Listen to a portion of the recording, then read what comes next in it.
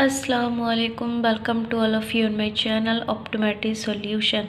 सो student, आज के इस लेक्चर में हम डिस्कस करेंगे माइकोटिक कॉर्नियल अल्सर। जैसा कि मैं पिछले लेक्चर में मैं डिस्कस कर चुकी हूँ anatomy of the cornea and classification of the keratitis. जो हमने केराटाइटिस के क्लासिफिकेशन को दो भागों में डिवाइड किया था, मॉर्फोलॉजिकल क्लासिफिकेशन और इटियोलॉजिकल क्लासिफिकेशन। हम बात करेंगे आज इटियोलॉजिकल क्लासिफिकेशन के टाइप्स की, जो हमारा है mycotic corneal ulcer. What is mycotic corneal ulcer? It is superlative corneal ulcer caused by fungi. ये क्या है? एक हमारा सुपरेटिव कॉर्नियल अल्सर होता है जो कॉज्ड होता है फंगल की वजह से। अब बेसिकली हम देख लेते हैं सुपरेटिव और नॉन सुपरेटिव क्या होते हैं। नॉन सुपरेटिव जिसमें पस नहीं होता है, सुपरेटिव जिसमें पस होता है। तो ये क्या है? हमारा सुपरेटिव कॉर्नियल अल्सर होता है जो फंगल के द्वारा कॉज्ड होता है। It is inflammation of the cornea that result from infection by a fungal organism. ये क्या है? इसमें क्या होता है, हमारा बेसिकली हमारे फंगल ऑर्गेनिज्म जो होते हैं उनकी वजह से कॉर्निया में इन्फ्लामेशन हो जाती है। इसकी इटियोलॉजी की बात करें तो इसके जो कॉजेटिव ऑर्गेनिज्म हैं, जैसा कि हम डिस्कस कर चुके हैं, फंगल हैं। तो हम उनकी कौन सी फंगल की वजह से ये जो माइकोटिक कॉर्निया अल्सर है वो हो रहा है कॉर्निया में। तो इटियोलॉजी की बात करें तो पॉजिटिव ऑर्गेनिज्म में हमारा पहला दिया है Aspergillus, Candida, fusarium.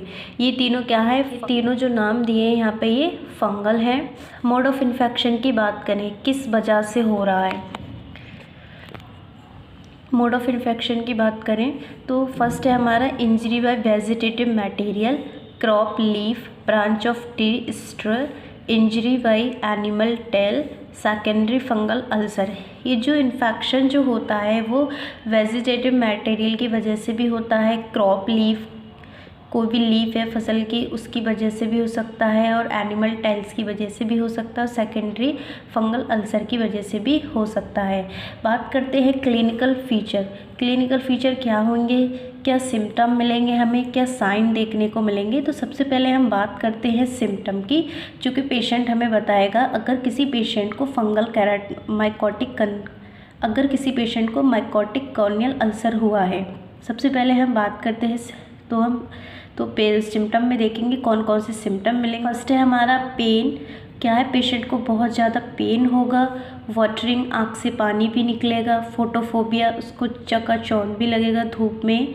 Blur vision क्या है उसका? वो ब्लर होगा, धुंधला दिखाई देगा। रेडनेस, आँख में लालपन दिखाई देगा। Less marked than bacterial ulcer ही। देन सेकंड है स्लो कोर्स। ये क्या है? धीरे धीरे होता है। देन बात करते हैं हम साइन की। क्या क्या साइन मिलेंगे जब हम डायग्नोस करेंगे जिस पेशेंट को माइकोटिक कॉर्नियल अल्सर है? तो सबसे पहले क्या? ग्रेइश वाइट एलिवेट रोल दिखाई देंगे, ड्राई लुकिंग। ठीक है, उसके बाद जो दिया है फीदरी फिंगर दिखाई देंगे, इम्यून स्टेटलाइट लीजन होगा, हाइपोपियन होगा, नॉन स्ट्राइल। इसमें हम देखेंगे जो हमने यहाँ पे बात की थी लाइक दिस, इस तरह से हमें कुछ दिखाई देंगे। ये हमारा क्या है? एलिवेटेड रोल्ड आउट मार्जिन है। ये स्टेटलाइट लीजन है, ये छोटे छोटे। देन ये क्या है? हमारा फिंगर फेदरी लाइक एक्सटेंशन है, और ये इम्यून रिंग है। सो उसके बाद हम बात करते हैं ट्रीटमेंट की, कि पेशेंट को क्या ट्रीटमेंट देना है। तो सबसे पहले हम बात करेंगे स्पेसिफिक ट्रीटमेंट को। हमने ट्रीटमेंट को हमने दो भागों में डिवाइड किया है, स्पेसिफिक और नॉन स्पेसिफिक। स्पेसिफिक में हमारे आएंगे टॉपिकल एंटीबायोटिक।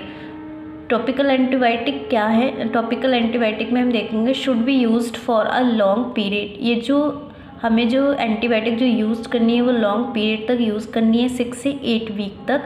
फर्स्ट जो इसमें ड्रॉप होगी हमारी वो होगी नेटामाइसिन, एम्फोटेरिसिन, फ्लूकोनाजोल, बोरिकोनाजोल और निस्टेटिन 3.5%। देन नॉन स्पेसिफिक की बात करें तो साइक्लोप्लेजिक और एट्रोपाइन।